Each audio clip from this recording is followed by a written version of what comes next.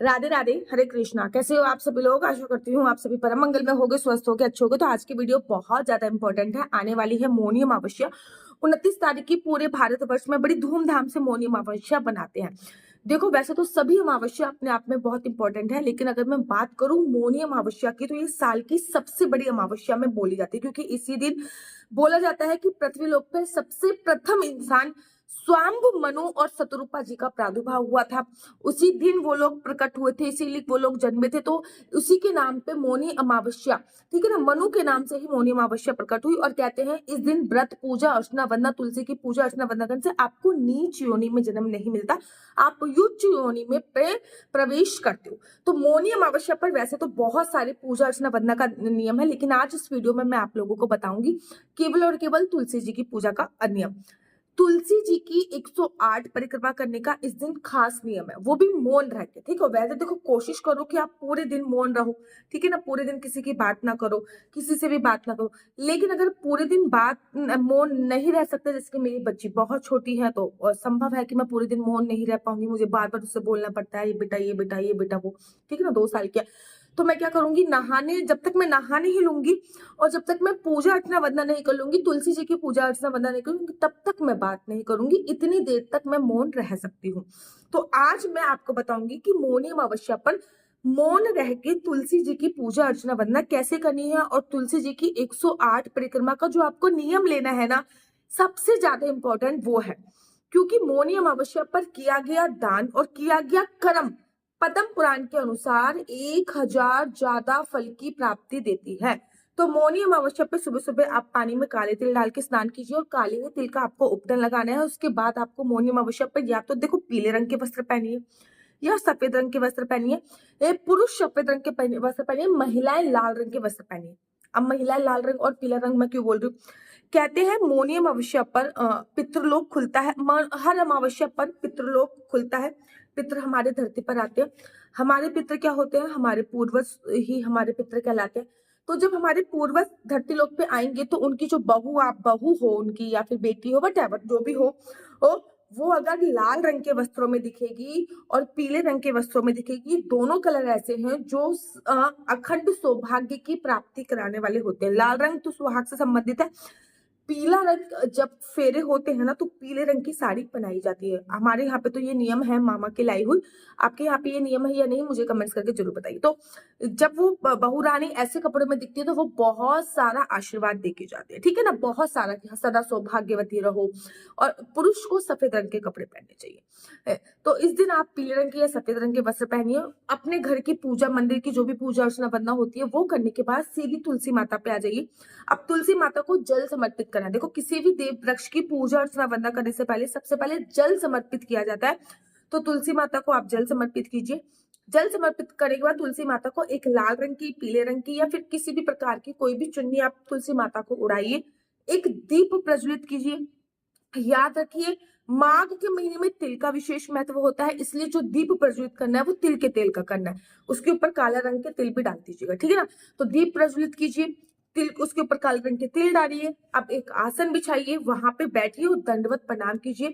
हाथ में थोड़ा सा जल लीजिए, जल पे के ऊपर थोड़े से काले तिल, या फिर एक लोटे में जल लीजिए, उसमें थोड़े से काले तिल डालिए, उसमें से थोड़ा सा जल अपने हाथ के ऊपर लीजिए और श्री विष्णु श्री विष्णु श्री विष्णु। मेरा नाम आशु चौहान है, मेरा गोत्र केम लक्ष्य है, मेरा निवास स्थान श्रीधाम वृंदावन में। आज मैं मौनी अमावस्या के पावन अवसर पर तुलसी जी की 108 परिक्रमा के नियम ले रही हूँ, और ये जो जल है वो तुलसी जी के पास ही समर्पित कर दीजिए। अपना नाम बोलना, अपना गोत्र बोलना, अपना निवास स्थान आपको बोलना है। ये मुंह से नहीं बोलना, आपको मन ही मन में बोलना है, क्योंकि आपका मौनी अमावस्या है। तो आप मौन रहोगे तो ऐसा नहीं है कि आप बोल दो, मन ही मन में आपको ये सारी चीजें बोले। उसके बाद आप 108 या तो अपने जो आपकी तुलसी माला है वो जाप करते करते परिक्रमा कीजिए, ठीक है ना। अगर तुलसी माला नहीं है, तो बेसिकली मेरी माता जी क्या करती थी कि उस टाइम पे मेरी माता जी को ये माला वाला की लॉजी दी थी। तो ये तो आप किसमिस ले लीजिए, बहुत इंपॉर्टेंट होगा। 108 किस्मत एक दिन पहले ही गिन के रख लीजिए। या फिर आप टॉफी ले सकते हैं, 108 टॉफियां ले सकते हैं, बहुत अच्छा है। या फिर आप ये छोटे छोटे टाइप के बिस्किट आते हैं, तो 108 बिस्किट भी आप ले सकते हो। कोई भी चीज, जो भी चीज आपको अच्छी लगती है वो 108 ले लीजिए, एक दिन पहले ही गिन के आप रख सकते हैं। अब आपने परिक्रमा करना प्रारंभ करना है। अगर आपके गुरु ने जो मंत्र दे रखा है वो मंत्र का जाप करते हुए एक किसमिस ली, इधर डालिए। फॉर एग्जाम्पल मैं आपको देती हूँ। फॉर एग्जाम्पल आपके गुरु का जो भी मंत्र है, आपने वो मंत्र का जाप किया और आपने तुलसी जी की परिक्रमा करी, ओम नमो भगवते वासुदेवाय और एक टॉफी रख दी। ओम नमो भगवते वासुदेवाय और एक टॉफी रख दी। या तो आप अपने गुरु के मंत्रों द्वारा, जो मंत्र आपके गुरु ने दिया है वो मंत्र का जाप करते हुए इन टॉफियों को 108 मंत्र का जाप करते हुए 108 टॉफी यहाँ पे कलेक्ट कर लीजिए, या फिर 108 किसी भी प्रकार की कोई भी चीज कलेक्ट कर सकते हैं। नहीं तो आप ओम नमो भगवते वासुदेवाय का जाप कर सकते हैं। वो बहुत चमत्कारी मंत्र है, बहुत चमत्कारी, मैं इसका वर्णन नहीं कर सकती, और बहुत पावरफुल मंत्र है। नहीं तो आप हरे राम राम राम हरे हरे, हरे कृष्ण कृष्ण कृष्ण हरे हरे का जाप करते हुए परिक्रमा कर सकते हो। अन्यथा आप राधा राधा राधा के नाम करते हुए भी परिक्रमा कर सकते हो। याद रखिए 108 परिक्रमा हो जाएंगी तो ये सारी की सारी टॉफी आपको एक ना बर्तन में कलेक्ट करके रख लेनी है, या फिर एक पॉलिथीन में रख लेनी है। वो आपको खुद नहीं खानी, याद रखिए, वो आपको खुद नहीं खानी होती है। ये टॉफी जो होती है, जो आपने परिक्रमा में निकाली है, टॉफी होगी, किसमिस होगी, ये आपको किसी भी गरीब बच्चों को, या फिर नीचे जो बच्चे खेल रहे हैं ना उनको दे देनी है प्रसाद के स्वरूप, या फिर बुजुर्गों को दे देनी है। मतलब XYZ मेरे कहने का तात्पर्य है, ये आपको प्रसाद के स्वरूप बांटना है। इसका इंटेक आपको खुद नहीं करना है, इस बात का ध्यान रखना। अच्छा, एक दो चीजें और भी विशेष तौर पे आप लोगों को ध्यान देनी है। वो क्या है? वो ये है कि जब भी आप परिक्रमा स्टार्ट करो तो 108 परिक्रमा के बाद ही स्टॉप होना है। ये नहीं कि पहले आपने 50 कर ली, फिर कुछ कार्य हो गया, फिर 50 करी, फिर कुछ काम हो गया, फिर 8 करी, नहीं। 108 परिक्रमा करने के बाद ही आपको रुकना है। परिक्रमा करने से पहले संकल्प लेने से परिक्रमा का जो फल होता है वो बहुत अच्छे तरीके से आपको प्राप्त होता है। साथ ही साथ कुछ कुछ चीजों का और ध्यान रखना है, जैसे कि जब आप परिक्रमा कर रहे हो तो ये परिक्रमा अगर आप अपने पितरों को डेडिकेट करते हो, ठीक है ना, जैसे कि संकल्प आपने लिया तो पितरों को डेडिकेट, श्री विष्णु श्री विष्णु श्री विष्णु 3 बार आपको ये तो बोलना ही बोलना है। मेरा नाम आशु चौहान है, आपका जो भी नाम हो आप वो बोल सकते हो। मेरा निवास स्थान वृंदावन है, आपका जो निवास स्थान है आप वो बोल सकते हो। मेरा गोत्र केमलक्ष है, आपका जो गोत्र है, शादी से बाद वाला गोत्र बोलना है। मेरा शादी से पहले जो गोत्र था वो कौशल था, शादी के बाद मेरा केमलक्ष गोत्र है, ठीक है। आज मैं पूरी विधि विधान से मौनी अमावस्या पर तुलसी जी की 108 परिक्रमा का नियम ले रही हूँ।